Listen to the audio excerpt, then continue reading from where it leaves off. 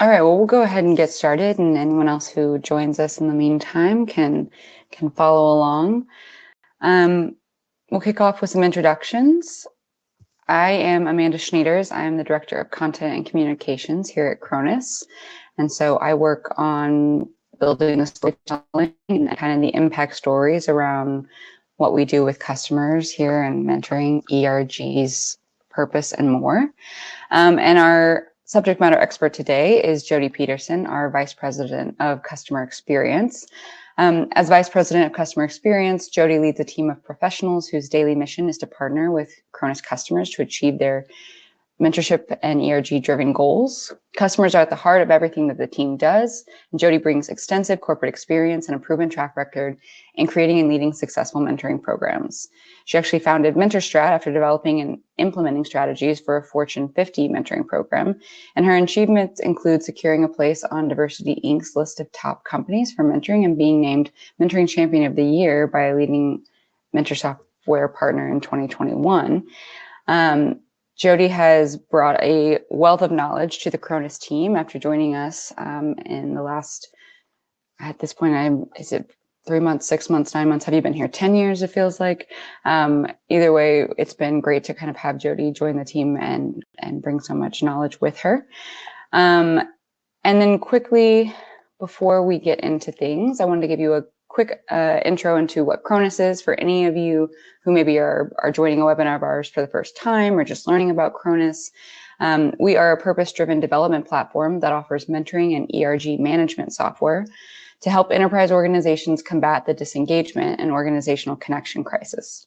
We've helped large enterprises, government agencies, nonprofits, and academic institutions do this for the last 15 plus years with a platform that makes customers feel secure, supported, and ready to scale. If you'd like to learn more on how Chronus can help your organization build a purposeful development strategy at any point during the webinar, go ahead and click that Get Demo button in the right middle corner of your screen at any time, and we can get in touch. Before we get into it, I want to give a quick couple housekeeping tips.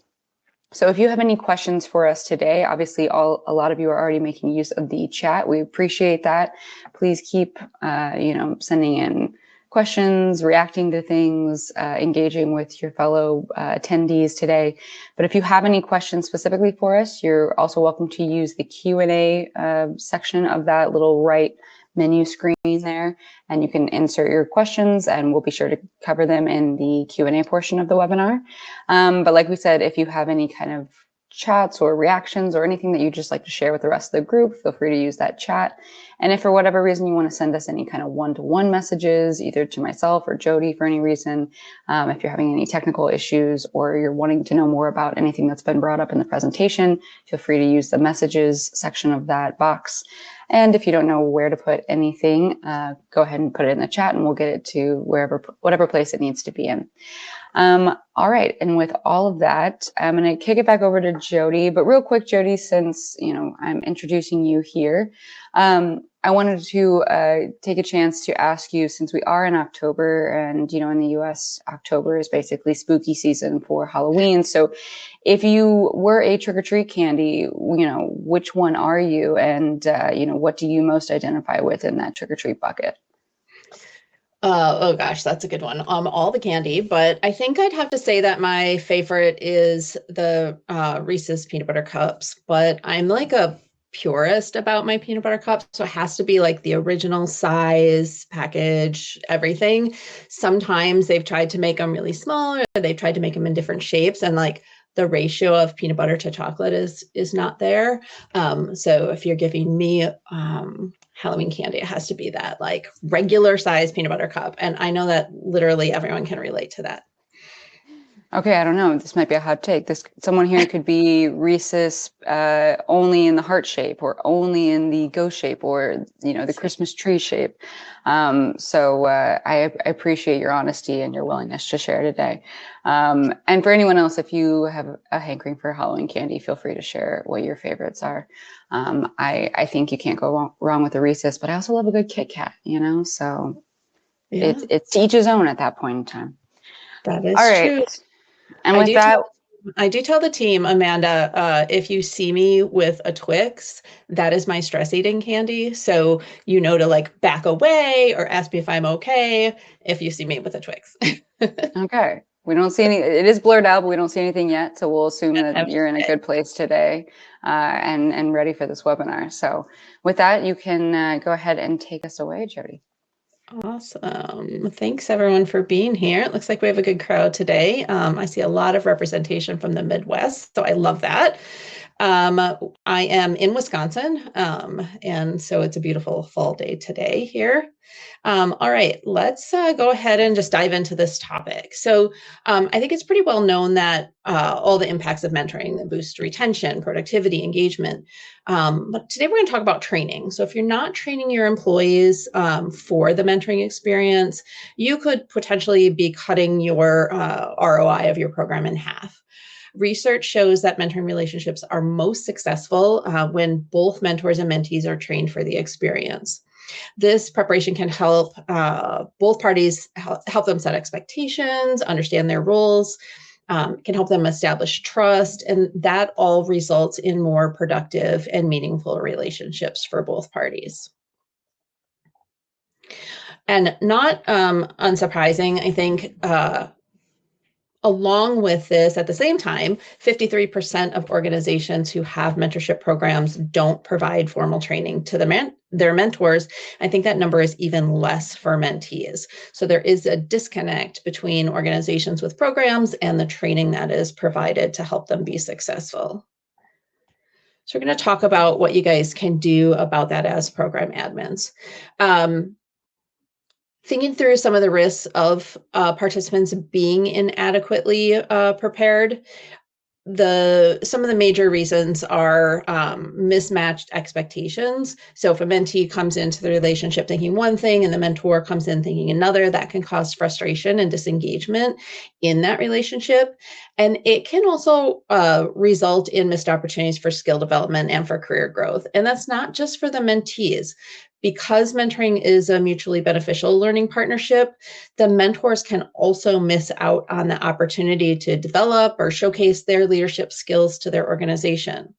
This lack of visibility could limit the mentor's career growth as well, and opportunities that they get for their career.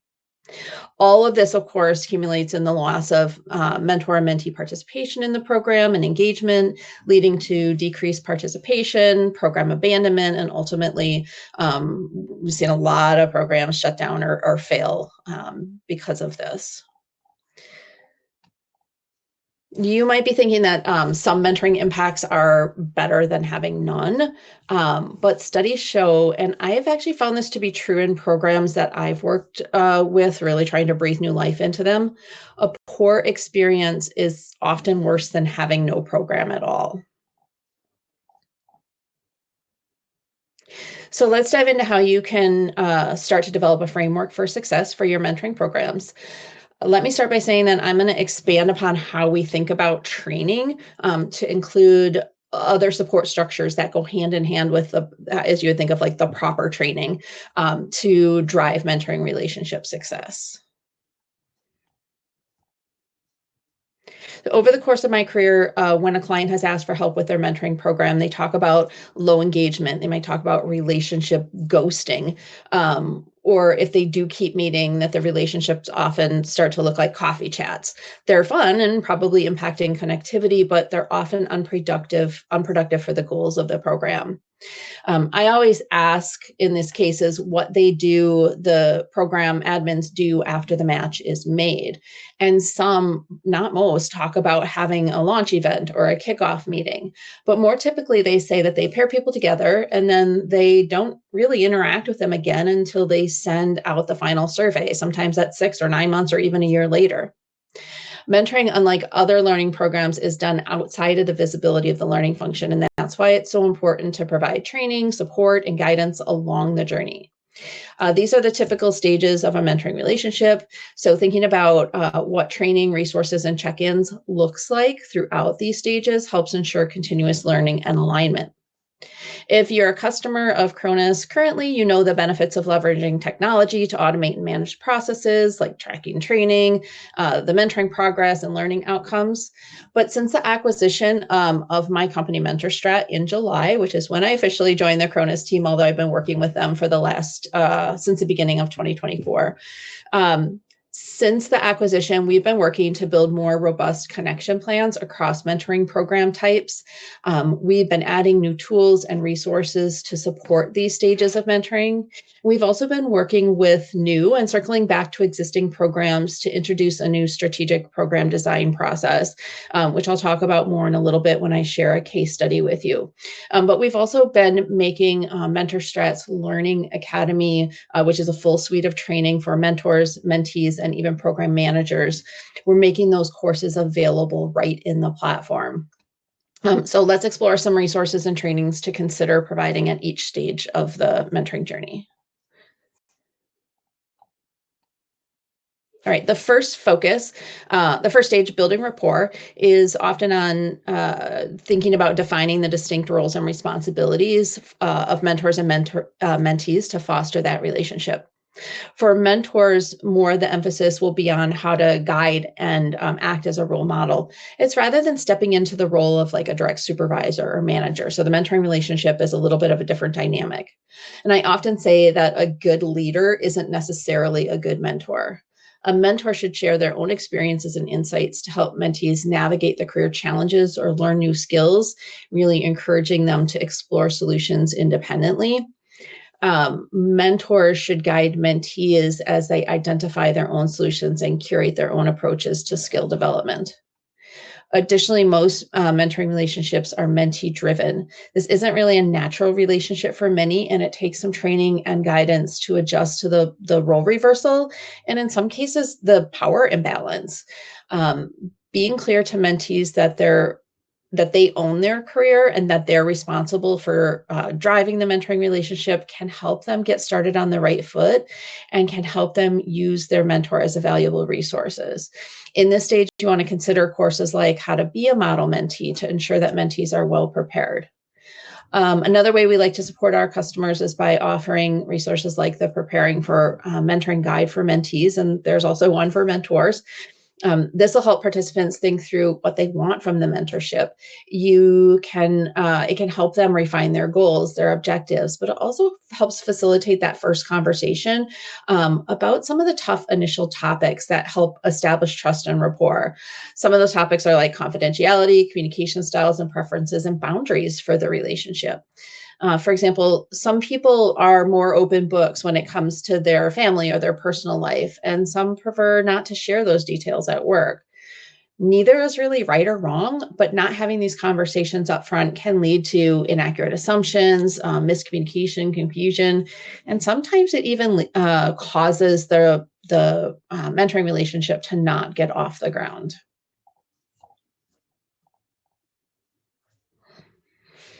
Next, let's chat quickly about the first meeting. The first meeting between a mentor and mentee is crucial for establishing that strong foundation for the relationship. A well-structured initial meeting sets that tone and fosters the open communication. During this meeting, both parties should discuss and create the mentorship agreement. That really outlines those expectations, goals, frequency of meetings, confidentiality terms.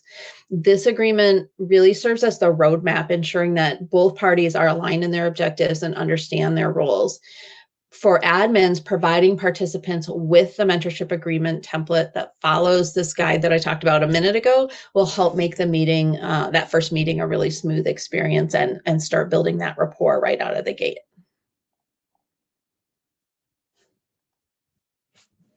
Uh, Usually this conversation gets started in the first meeting, but sometimes it takes the second or even sometimes the third to finalize goals and objectives.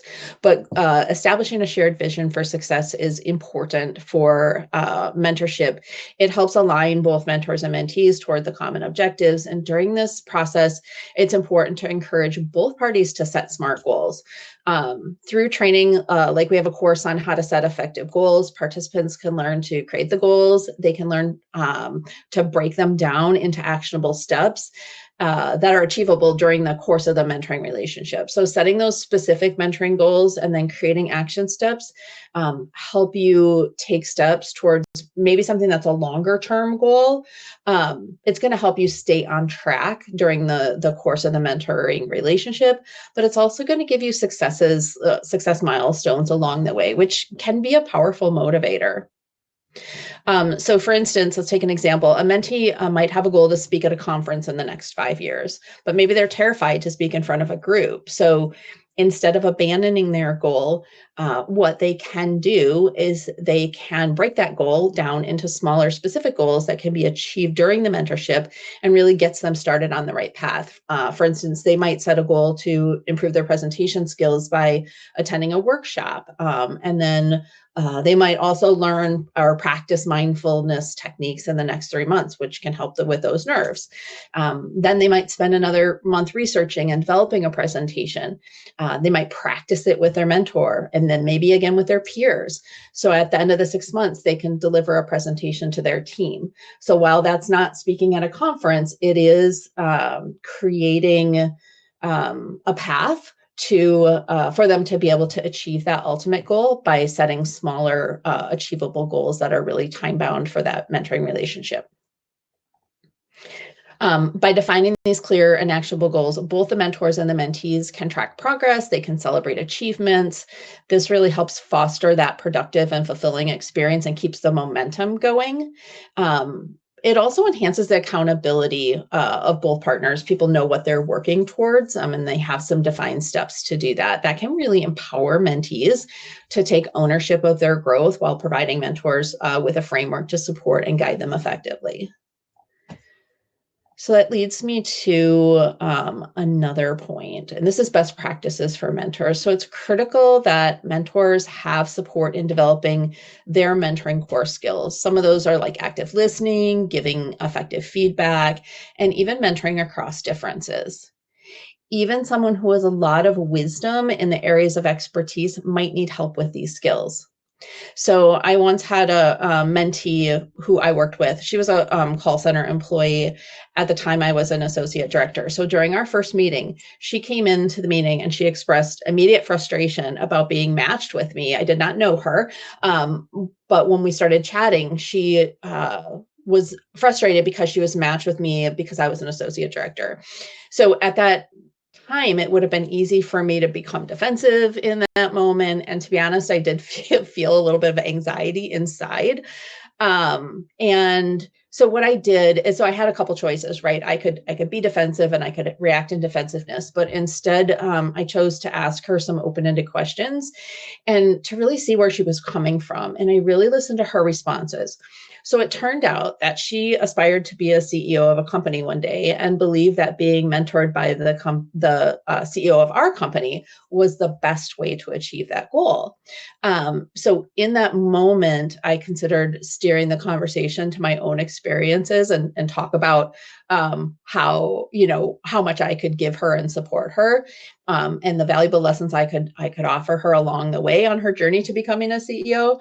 However, I stepped back. I made a really conscious effort to remain focused on what her long-term aspirations are, and through redirecting feedback and shifting our discussion, I helped her understand that the skills and competencies that are required for a CEO role, that they wouldn't come overnight. They needed to be developed and cultivated over time. And so together, we worked through a concrete example, really identifying key skills that she needed to develop the CEO role, and then compared it to a team lead role, which was her natural next level.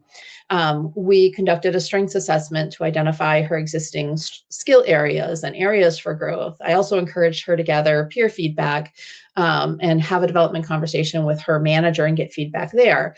And really taking all that information in helped us further refine the skills that she should be working on to take that next step in her career. So through this process, she discovered that her primary area for improvement at the time was effective communication, both written and verbal. So we established really specific SMART goals around this communication, just really ensuring that they were both relevant to her aspirations, but they were realistic and had a clear timeline for achievement. So in this moment, I needed to use my active listening skills. I needed to use my effective feedback skills in order to kind of bring her to the right place so that we could carve out a path forward. This approach not only empowered her to take ownership of her growth, but it also established a strong foundation for our relationship. She felt heard, and by prioritizing her goals and addressing her skill gaps, we were just poised to have a more meaningful and impactful mentoring experience, and which we did. We helped her work on those communication skills and ultimately get to the next step in her career.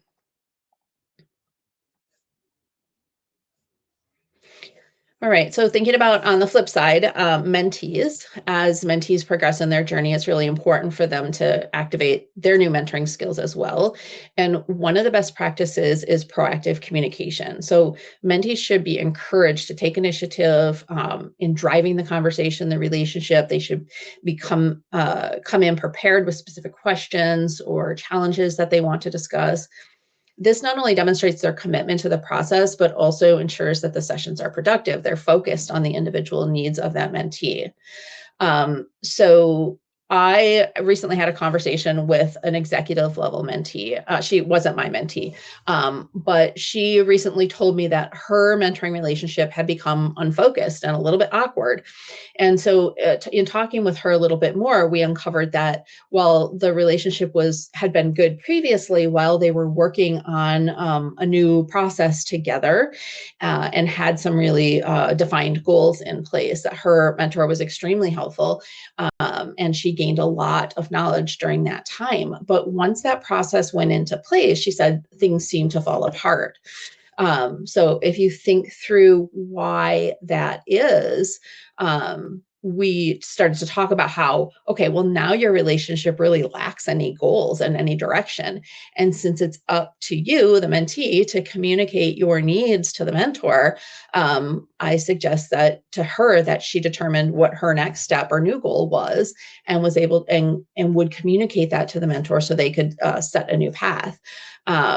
And if a mentor doesn't feel like if her mentor didn't feel like she could help her with that new goal, it's okay to move on from that relationship and find someone, a mentor who can. And so one of the most common problems with relationships when they fall apart is that goal setting. They're unfocused, they're not clear about what their goals are. And as program managers, providing mentees with that just-in-time learning about the process of mentoring, but also about things like goal setting or how to create an effective agenda and those skills that they need to be successful mentees, that can help drive relationship success as well.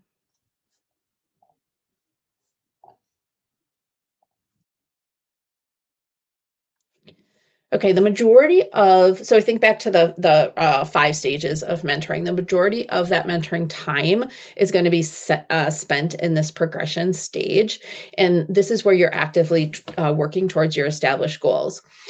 If your mentoring program is like a structured one and has a defined, start and end date, helping your participants really think about their progress at the midpoint is valuable for both mentors and mentees.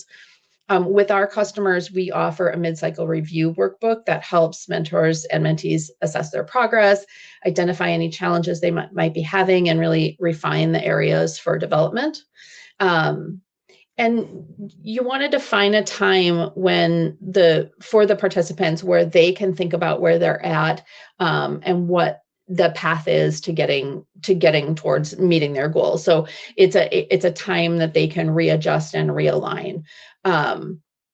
For when you think about mentors, it's a good opportunity for them to think about their effectiveness as mentors. Are there any of the skills that they need to further develop to have a more effective relationship? Are there areas that they can improve in? And it's just a time when both mentors and mentees can give and receive feedback and then create a plan for what the rest of the mentoring period looks like. For our customers, we provide them not only set up the midpoint conversation and let them know when that should be happening, but we also provide them the self-reflection guides to prepare to have those conversations as well.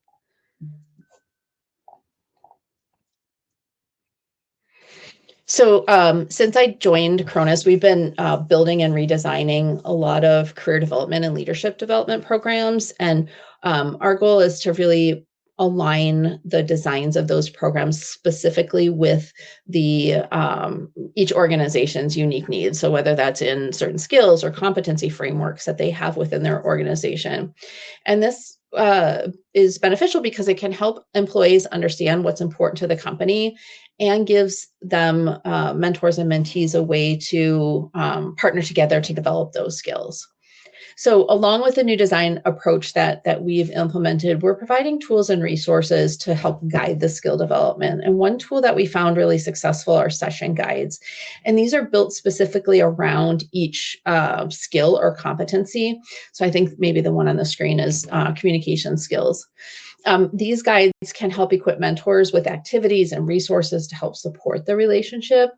Oftentimes, mentors are unaware of how to identify activities or what to do to help a mentee develop.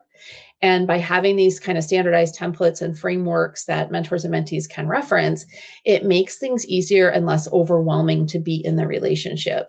And that will result in less program abandonment or ghosting, or even those relationships turning into the coffee chats. So if you think about a structured meeting agenda, it's like that to guide conversations. This way that they can cover all the important topics without adding this unnecessary level of stress. And because these are their guides, they're completely customizable to each individual relationship. They can take what they need out of them. So it's not like a defined path that they have to follow. I have usually give also to mentors and mentees like a curated list of other resources that they can use to support their relationship. That would be like books, obviously our courses, or sometimes it's courses on that specific skill that they're trying to develop. Podcasts can be really good. People like to listen to podcasts when they're out taking a walk. Articles, there's a lot of articles out there that can help support the development areas of focus. So for your programs, think about what you can provide to make mentoring easier for participants to navigate to help them reach their goals.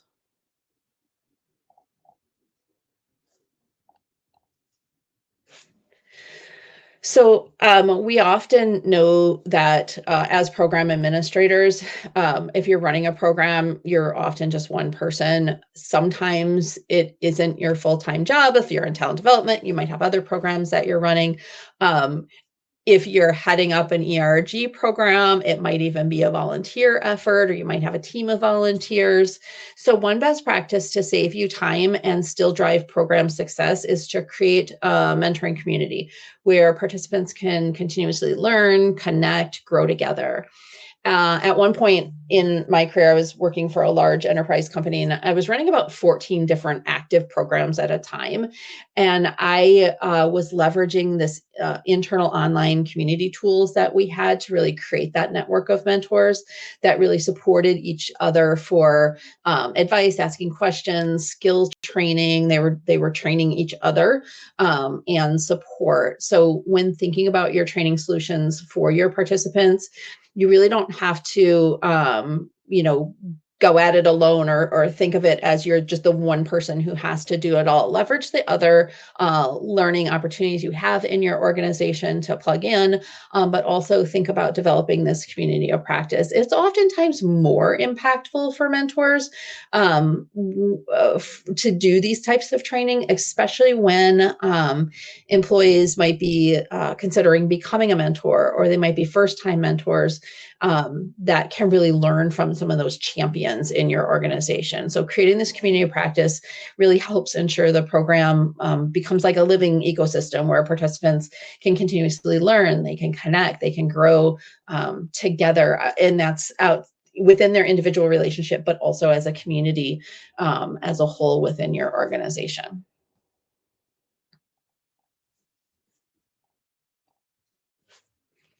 Okay, so moving on to the next stage as your program is winding down. This is where admins a lot of times will think they don't have to provide any more resources, but this is not the time to put on the brakes. So quite the opposite in this stage of the relationship. It's time to guide participants in preparing for that last meeting. Maybe they take a period of self-reflection to consider what went well, where can they continue to grow, and really helps the mentors facilitate a conversation with mentees to help them create an ongoing learning plan after the program is over. Additionally, some participants might choose to keep their relationship going, which is okay and awesome. They might choose to just stay in touch after the program is over, which is also okay. But other people don't want to do that, and that can be for a variety of different reasons. Maybe they don't have capacity. Maybe something's happening in their life, or maybe they just, would rather move on and work with someone else. And regardless of the reason, those things are all okay. But the conversation can become an uncomfortable one if you're not prepared for that. So as a program manager, really providing training and guidance to participants to help facilitate this discussion can help that relationship conclude on the right foot and without any of that like misunderstanding or awkwardness if one of the participants doesn't want to continue on with a relationship after the program is over.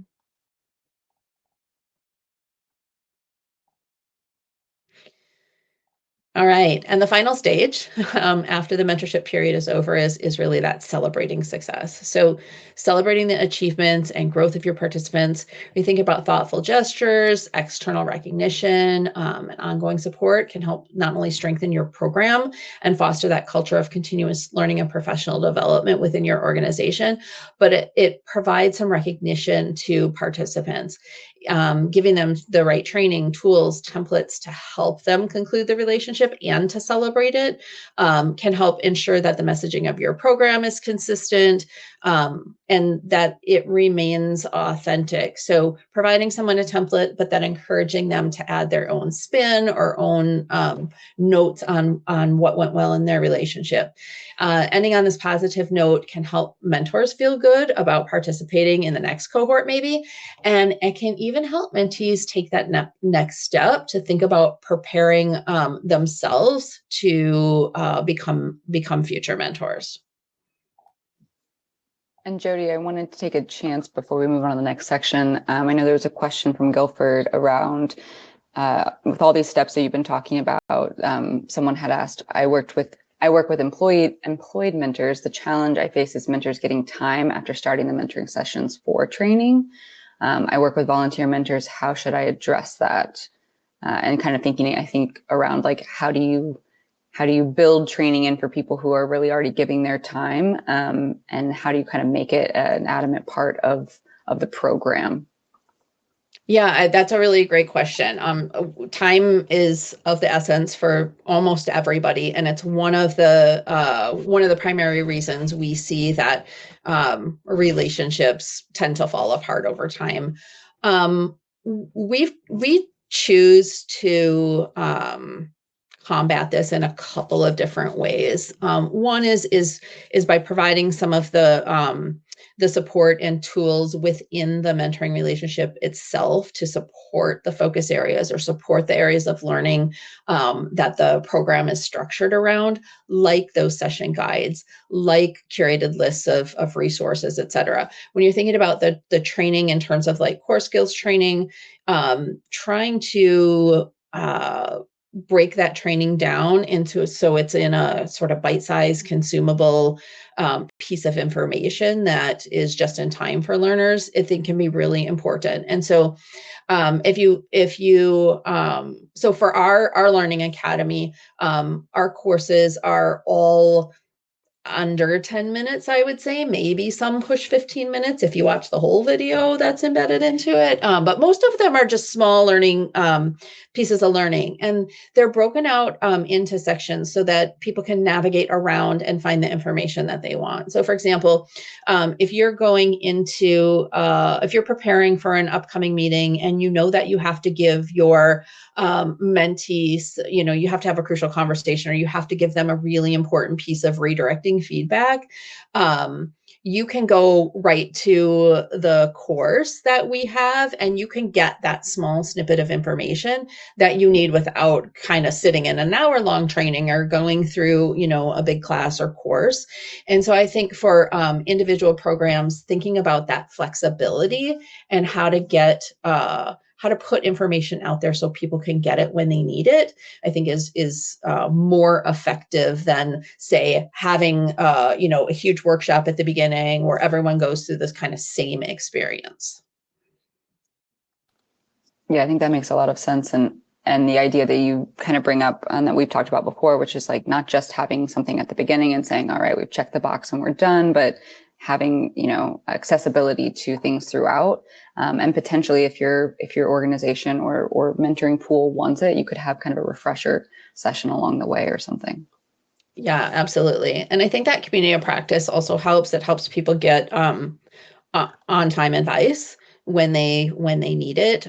So instead of going to training, they could potentially just ask another mentor, hey, I have this situation coming up.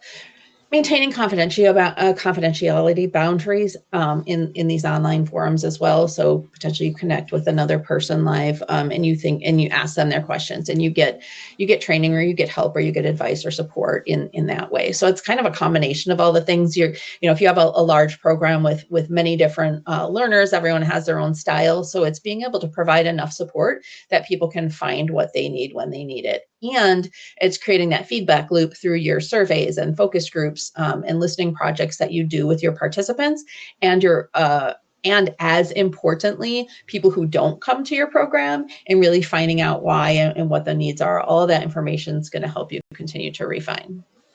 Right. Awesome. Great question. Okay, let's go back and talk about training as a mentor recruitment tool.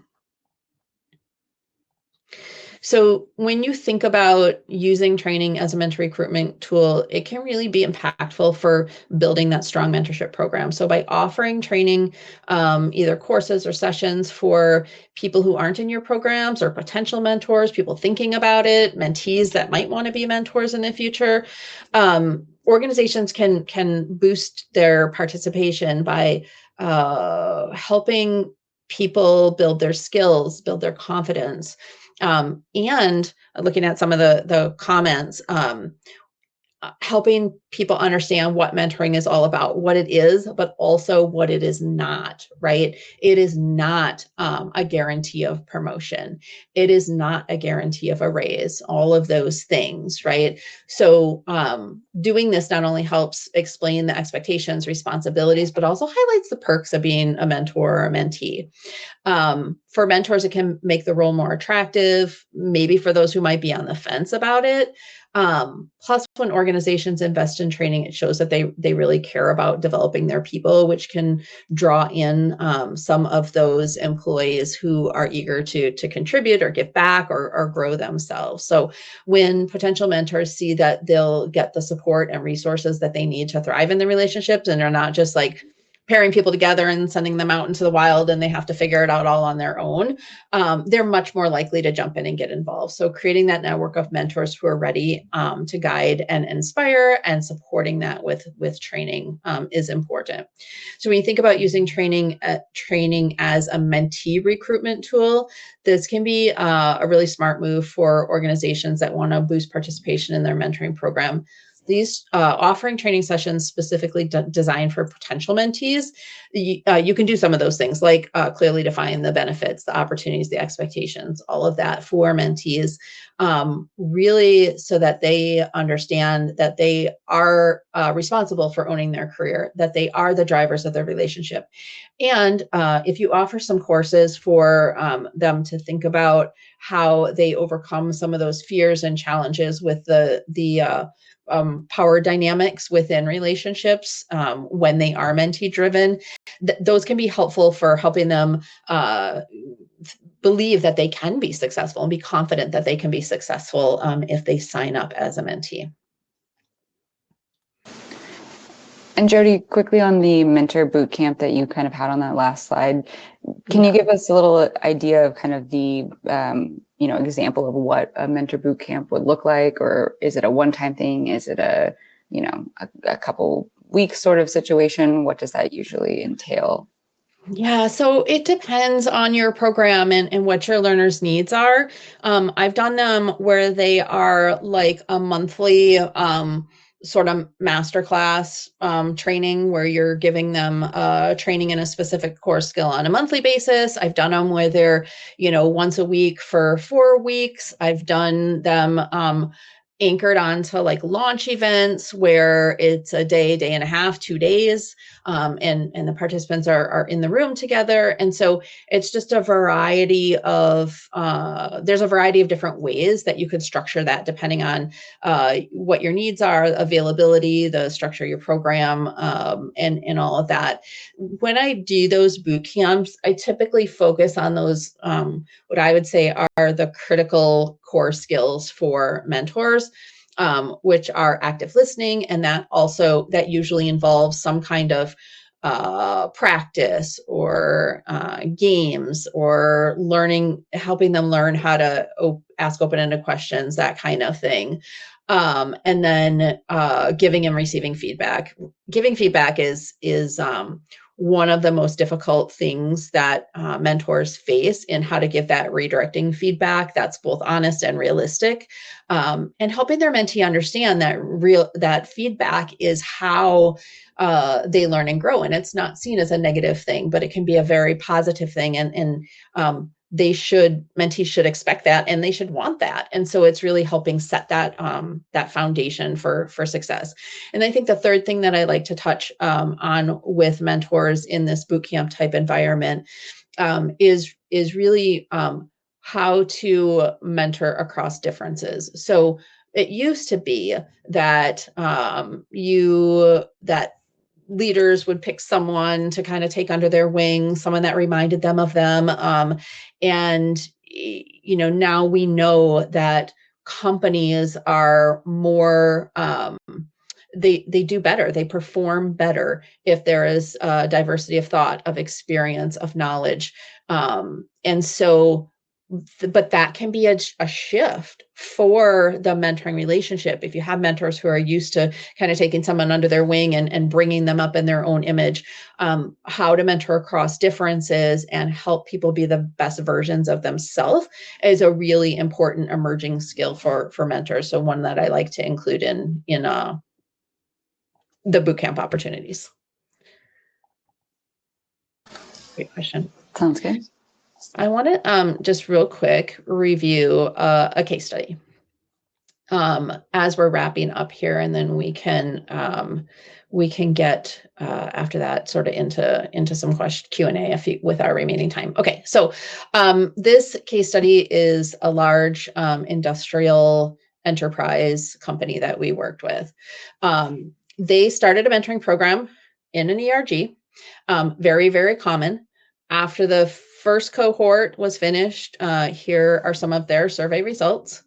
You can see that they're not exactly what they wanted them to be. They're had a higher rate of abandonment within their program, and had a lot of good feedback from participants on how they could improve the program. So they came to us to have us help them improve the program so that it could be with the intention really of scaling it to other ERGs.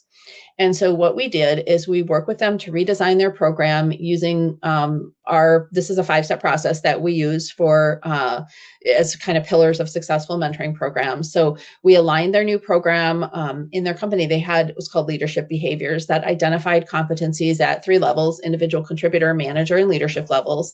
And so we aligned their program around those to help people understand what they need to be successful in their role, but also what skills and competencies they need to develop to move into the next role. And this was one of those programs when I first started working with them that we heard like, oh yeah, we just matched them together and we didn't do anything else after that with them. We sent them out a survey, right? So they didn't engage with them throughout the course or provide them any support, training, or resources. So I wasn't surprised that they got the results that they did. But here's sort of what we helped them develop. So there's a lot of words on the screen. I know this recording is going to be sent out, so you guys can reference this, but we created tools, resources, provided training to support their participants at each stage of the mentoring journey, like we talked about this whole time. And it included all those things that we've talked about so far. We also helped them shore up the design of their program by making it really intentionally aligned to those leadership behaviors. And then we helped them create a measurement plan that not only showed success of the participant sentiment, but also how over time the program was going to be impacting things like retention, engagement, and mobility in their organization. Okay, and so I was super happy to report after the second cohort was over, here's what we heard from participants. They reported a high level of satisfaction with the training and resources. They more clearly understood their role. There was more accountability with participants and less abandonment rate throughout the course of the program. There was some people left the organization, some people couldn't continue for health reasons, some people couldn't continue for work reasons, which is usually the most common reason.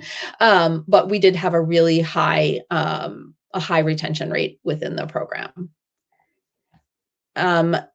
Here are some things that participants said, including their executive sponsor was really happy with the outcome. The program was so successful for them. Their initial goal was to expand it to the other ERGs in their organization, but it was so successful that it got the attention of senior leadership. The program is now being moved to HR and it's being scaled to all employees throughout the enterprise. So they built something that was sustainable and scalable and gave really important impacts. And so that's their next step. Their population is going to be a lot larger. They may not get all of the same results that they got the first time, but it was a drastic improvement that they got one cohort over the next by aligning the program with their with their leadership behaviors and providing that training support and structure along the way. So when you think about our new approach to strategic program development, it's really what sets us apart from other software vendors. We help organizations design and implement impactful mentoring, ERG, and purpose-driven peer-to-peer connections that really help drive development, connection, retention, all of those things. We offer program strategy and design consultation, tailoring that specific advice to help you align your mentoring and development programs with your organization's key goals and objectives. We provide industry thought leadership, access to our resources, our blogs, our white papers, our admin training, the courses, everything that I talked about today are really built into the programs that we are helping companies build. And then we offer managed and professional services. This is managed services to really help manage that day-to-day operations. So a lot of times, like I said, programs are managed by someone, it's not their full-time job, or it's a volunteer effort. And so we have managed services to help with that.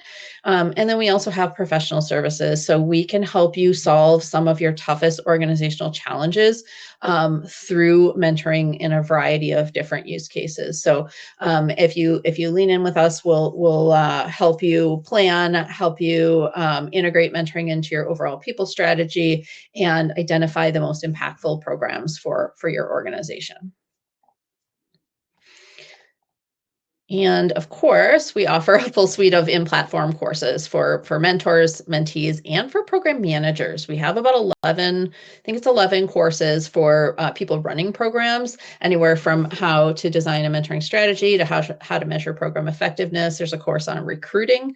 And so really wanting to make sure that we have a robust training offering to support program success. And with that, I'll turn it back over to Amanda, and she can guide us through questions. Yeah, I want to make sure we have enough time for questions. So I know we had a handful come in, but if any of you have been holding them back till the end, please drop them into the chat or into the Q&A section here, and we'll go ahead and get started with those. One thing that came up, I think, early on is what's the ideal length of a structured mentorship program? And I think that probably varies, but Jodi, you can kind of give us an answer there. Yeah, it does vary. I always say like career development, no fewer than 6 months. 9 months is probably better. For leadership development, sometimes those programs, depending on how the rest of the leadership development training program is, can often last I always say a minimum of a year. Sometimes those programs can last up to 2 years, and a lot of times they'll lead into like creating a path to sponsorship for individuals as well. And so you need that longer period of time to really develop the competencies, build that trust so that the sponsorship and advocacy can happen. So it just depends on the use case. Onboarding mentoring programs, those are usually about 90 days, right? Because they're just helping someone assimilate to the culture and onboarding onto your organization. So it sort of depends, but those are some guidelines I always have people keep in mind. I did see someone, Felicia, asked about actual training or ideas and steps that can be helpful. So both. We do have the actual training platform that has, I think there's, with the program manager courses, about 40 or 50 courses. Again, these are small courses of different varieties. If you go to, we're right now in the process of moving all the courses with the acquisition of Mentorstrat into the Chronus platform. But if you go to Academy, and I'll put it academy.mentorstrat.com, you can, and go to the courses tab, you can look at all the courses that are available. I think someone else did also ask, do you have the capability to offer multiple languages in the software and platform?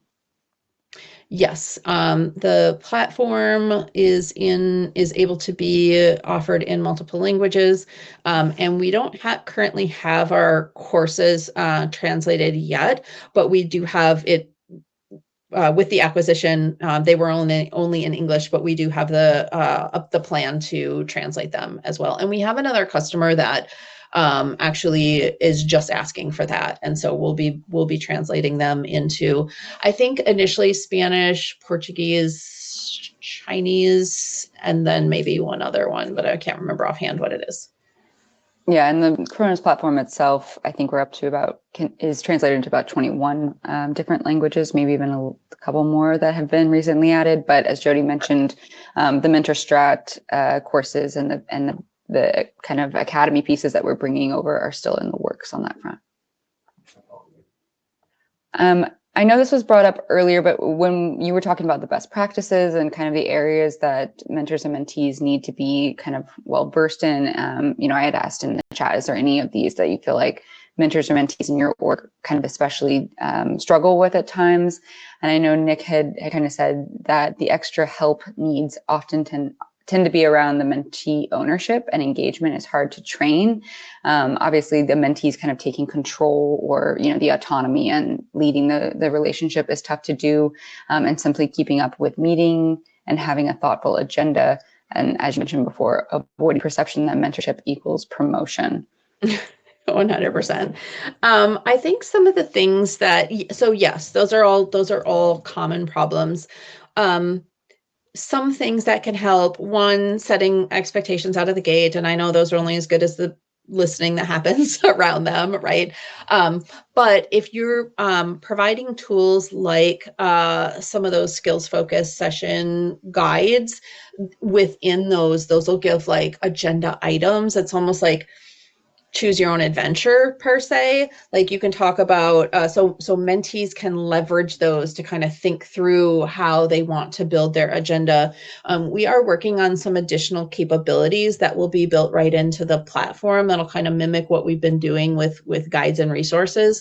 In the second half of 2025, you'll be able to see some of those more like on in platform agenda builder kind of coming into play. And so we're really excited about trying to take some of the work that Mentorstrat was doing and incorporate it into our software to make a more kind of robust solution that can be customized for individuals.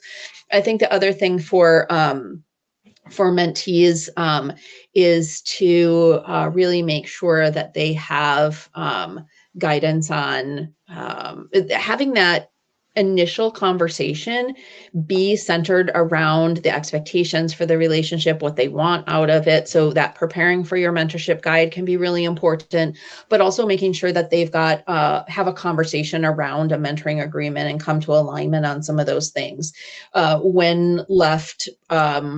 When you leave that part out, it can sometimes lead to these more unstructured relationships that are hard to navigate. Yeah, certainly. One of the questions, and actually, this is a question for me. I think a lot of times giving feedback can be a tough thing in any kind of relationship, mentoring or non. But across like generational divides as well in the workplace or even non-workplace, it can be kind of tough. And I know that that's a big piece of training that you kind of build into a lot of what we do here at Chronus and also what you did at Mentorstrat. So can you give us a little bit of tips on how to guide mentors and mentees in the feedback realm when thinking about that in a relationship? Yeah, for sure. I think one of the things that's interesting is how thinking about giving effective feedback has evolved over time. So I'm dating myself here, but I'm of the generation that when we learned how to give feedback when I was a young professional or even in school, it was about like sort of sandwiching or bookending your feedback, your redirecting feedback, or I think they used to call it constructive criticism, with something positive. So this is really good. You need to work on this. Also, this is really good, right? What we're recommending now is that we kind of take out the sandwich part of it, because if we have a mentoring relationship that is built on that trust and rapport, the mentee coming in to receive that feedback should know that it's coming from a place of the mentor just wanting them to be better, to grow, to develop, right? And so they're giving that feedback for that reason. So it shouldn't be harsh feedback. It shouldn't be, I don't even like the word constructive criticism anymore, because criticism, like that's not really redirecting feedback. And so it's kind of spinning it in a negative connotation.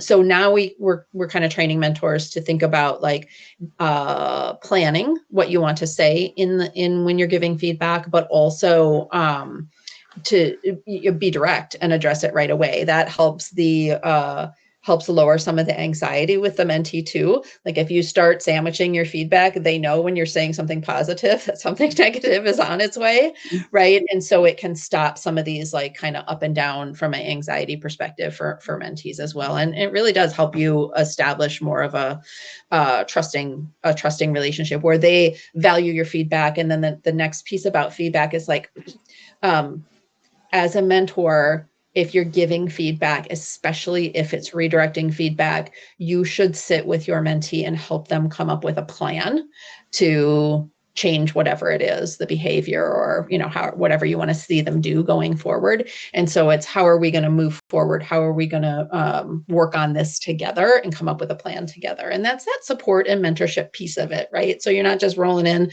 dropping the bomb and leaving them to go fix things on your own, that you're really walking side by side with them. Right, exactly. And that training is so important because it helps establish those expectations across the mentoring pool, mentors and mentees, so that there's less of that potential for, miscommunication, or to think that, it starts to build the trust early on that everyone's kind of coming at this from the right intentions, and that everyone's hoping to learn and grow from the relationship, and that there's not any, criticism for any ill intent sake. I know that we are at time, and I want to make sure we're conscious of everyone's the rest of their day and schedules. So I do want to wrap up. Again, if you're Jodi did a great job of laying out, our approach to training at Chronus, and how we think about it in a mentoring program from a very strategic standpoint. So if you're interested in learning more, please click the Get Demo button, and you can talk to a member of our team about that further, or reach out to us at moreinfo@chronus.com. If you'd like to connect with Jodi for any further questions, feel free to reach out to her on LinkedIn. And if there are any questions that we didn't get a chance to get to, we will follow up with you personally on that front. And thank you all very much. There is a survey. We'd love for you to take it. We always want to know what you want to know more of, potentially what you want to hear less of, anything that we can do to make these events more informative for you and make sure that you're walking away with some valuable information and guidance. So thank you all so much, Jodi. Thank you for being with us today. And we hope it was eventful and educational for all of you.